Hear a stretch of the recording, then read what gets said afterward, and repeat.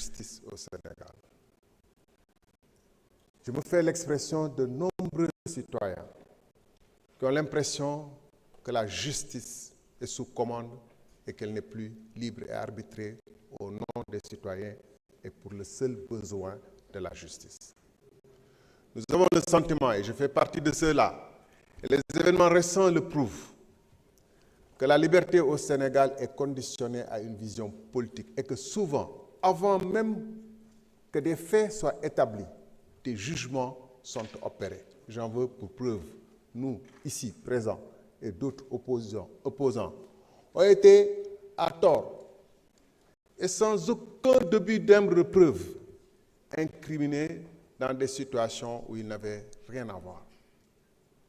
Alors même que la responsabilité du gouvernement dans la survenue des événements qui ont cours à l'Université de Dakar actuellement est pleine et entière. Pour avoir ignoré, durant les mois de décembre, les nombreuses alertes qui montraient qu'on allait vers des situations tragiques. Moi-même, je me suis exprimé ici, à cette même place. Je l'ai dit à travers des publications dans les réseaux sociaux. Nous avons alerté que la situation était grosse de risques. Et ce faisant, nous jouons notre rôle de Sénégalais et d'alerte en disant attention, il y a risque de mort d'homme. Parce que ces situations-là, nous les avons vues, vécues et revécues. Alors, j'ai été extrêmement surpris et peiné de voir au lendemain de la mort du jeune Ablaye Ba la communication du gouvernement orientée essentiellement vers c'est pas nous, c'est les autres. C'est la faute aux étudiants. Et il y a une chasse implacable contre les responsables d'étudiants à l'heure actuelle qui n'ont eu le faute que d'être des dirigeants. Et rien ne peut être à ce stade rattaché à leurs activités. Et nous avons vu des tentatives d'orienter les enquêtes vers l'opposition. Pendant ce temps, le communiqué du procureur, un samedi matin, qui semble vouloir dédouaner la responsabilité de la police, à ce stade, nous ne saurions incriminer personne, mais nous disons sans la présence massive, violente de la police dans l'université, il n'y aurait pas eu la mort d'Abdoulaye Ba. Ça, c'est certain. Sans cet acharnement, cette guerre, cette intifada à l'intérieur d'un campus qui a pour vocation d'être un champ d'études, sans cette intifada depuis le mois de décembre que vous avez vu venir, que vous avez entretenu, sans cela, il n'y aurait pas eu la mort du jeune. Et les conditions dans lesquelles il est mort pouvaient être vues venir. On a vu des gens sauter du 4e étage, on a vu des agents détruire des instruments, des motos appartenant à des étudiants.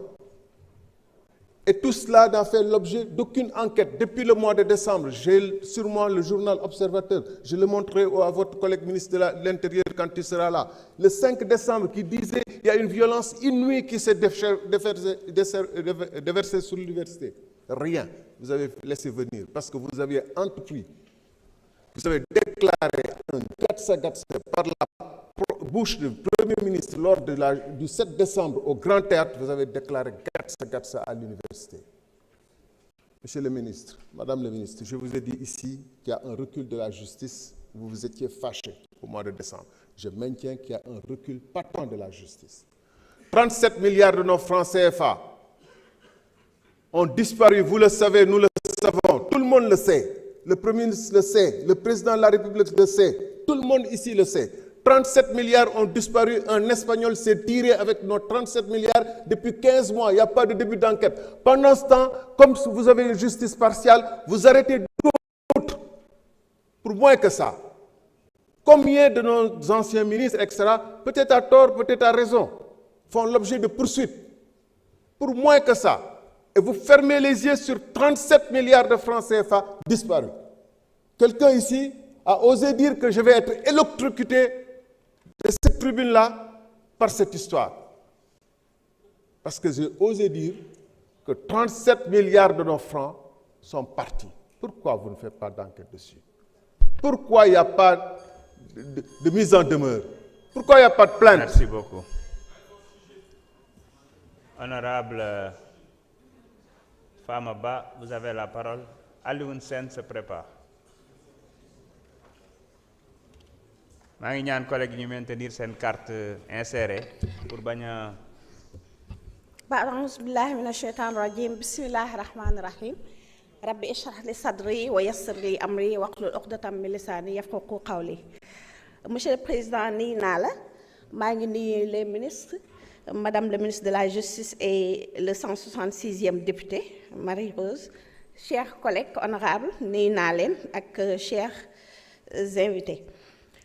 Madame le ministre, xëy na damay dellu si waat rek ci li nga xam ne moom laa waxoon muy ñu war a respecter les droits des détenus parce que mënoo nekk détenu ñu lay torturer avant ñu lay dugal prison boo duggee ci biir prison aussi ñu lay torturer te promiscuité bi nekk ci biir prison yi madame la ministre bëgg nañ vraiment ngeen jël ci ay solutions.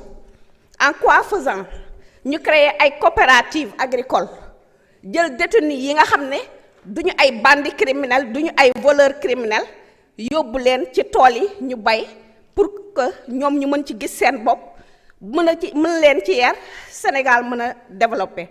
Madame la ministre ñoo ngi demander aussi à ce que recommandation yi nga xam ne ONLPL ñi ngi koy joxe madame la ministre ñu dimbale leen recommandation yooyu ñu franchement buñ ko indee ñu sanctionné ñi nga xam ne ñooy abuser de leur statut ñu bàyyi leen xel à chaque fois parce que mënuñu leen créer leen jox leen benn kii boo xam ne ils n'ont même pas le droit de sanctionner mais s'ils n'ont pas le droit de sanctionner madame le ministre bu ñu indee seen ay recommandations ñu jàpp ci ñu sanctionner ñi nga xam ne ñoom ñooy li abuser de leur statut. Madame le ministre bëggoon nañu aussi xam lan moo waral ba tey ñuy am favoritisme ki nga xam ne ginaar la sàcc ak ki nga xam ne ay milliards la sàcc ñu jël mu am deux traitements différents loolu warul parce que madame le ministre gis nañ ko ba ki nga xam ne dañ ko favoriser ba andil ko ay téléphone portable fa mu nekkoon loolu c'est pas normal. Madame le ministre bëggoon nañu aussi ñu wax ci li nga xam ne moo xew université les étudiants ne sont pas des criminels ba ñu jël loolu dama lay yóbbante ci ministre de l'intérieur ak ministre des forces armées ak ki nga xam ne mooy ministre de l'enseignement supérieur parce que bu fekkoon les forces de l'ordre dugguñu fa xëy na duñu wax ne tey suñu frère Abdoulaye Ba décédé na te madame la ministre dañu bëgg loolu c'est à éviter plus jamais ça.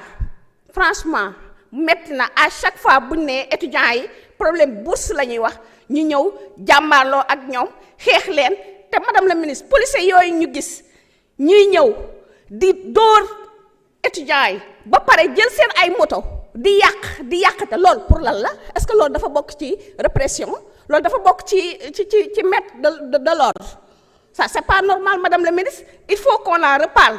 Ba pare bëgg nañ la yóbbante aussi ci ministre de l'intérieur dafa am ñoo xam ne ay nervi la ñu woon ñu ne ñi ngi leen recruter ñi ngi ci biir police bi madame la ministre ñooñu bu dee ay nervi yooyu ñoo fi nekk di def lu leen neex loolu dafa war a dakk parce que mënuñu nekk ay être humain bàyyi ñoo xam ne ay yëfu baadoola lañ doon def ay yëfu criminel lañ doon def ñu dugal leen ci biir police bi ba ñuy jàpp suñu étudiants yi di leen dóor di leen yàq jël seen ay moto di toj ak def yu kenn xamul yooyu c'est du banditisme il faut que ça cesse te madame la ministre ba tey désespéré wuñ la ci di la wax ni justice pour les martyrs parce que yàlla def na bi nga fi ñëwee yàggul mais ba tey ñi nga am espoir que ne incha allah y aura une justice pour les martyrs. Merci beaucoup. Salaamaaleykum wa rahmatullah.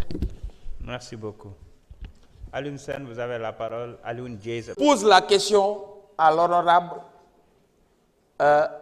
sunu frère Alassane bala ngaa wax da ngay xam nit lu muy wax dañuy xaar au fait qu'est-ce qui se passe pourquoi toujours ci prise de parole bi ci kàddu gi on ressent une haine qu'est-ce qui s'est réellement passé dañuy wax ne cet observatoire plutôt muy kuréel gi nga xam ne dafa war a saytu dañu gis ne prison yu bari ay écuries de chevaux la woon dont la prison de Diourbel dañ ko defaroon pour ñu fay garder ay fas ñëpp xam nañ la population carcérale dafa yokk mais tey fi nga xamee ni nii fa la ñu def la prison de Diourbel population bi daf ko fekk ci école élémentaire jàkkaarloog moom mu am loo xam ne nii da du rafet ci bëtu xale yi ba tax na prison yooyu ñu wax ne danañ ko defar dañ ci gisul ñu tudd ci bu Diourbel te bu ñu sañoon nag danañ ci boole Diourbel kuy wax ay conditions de détention prisonniers yi ci lañ bokk mais dafa am ñu leen di garder seen ay situation ñu war ko xoolaat bu baax c'est les gardes pénitentiaires c'est des situations yu doy waar la ñuy dund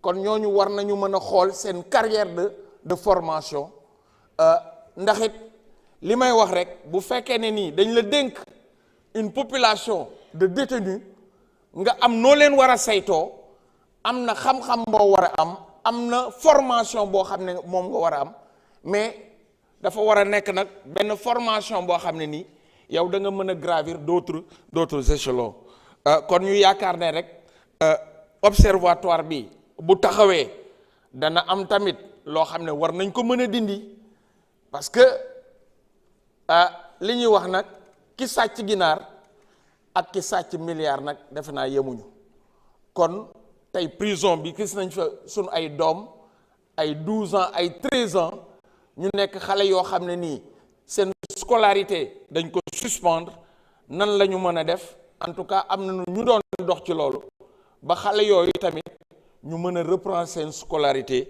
di leen sant bu baax merci. jërëjëf Alioune Ndiaye, vous avez la parole. Guy Marius Sagna se prépare.